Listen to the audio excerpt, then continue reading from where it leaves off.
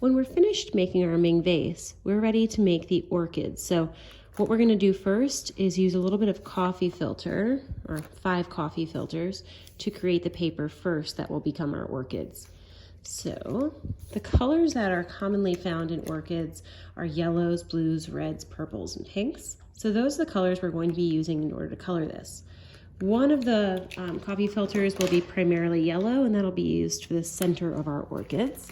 So you don't even really need to create too much of a pattern with this. We are just sort of coloring it in out here. And then the rest of them, we're going to be using the other common orchid colors to just sort of make designs.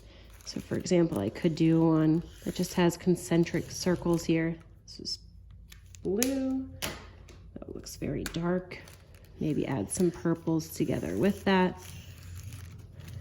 And then maybe create some designs.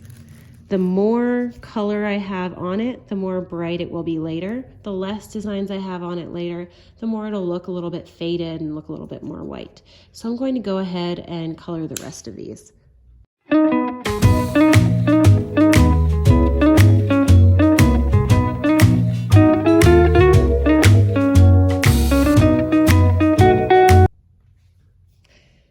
Now that these are all colored in, I'm going to go ahead and take a water spray bottle and just spray them. And I don't want to totally soak them, but I do want them to be damp, and if they overlap a little bit, it's okay. The color might transfer, but that's all right because we're not looking for perfection with this. All right. And now I'm going to stick this onto the drying rack so that it's ready for next week. When it's nice and dry, we can cut out a little pattern to create our orchids.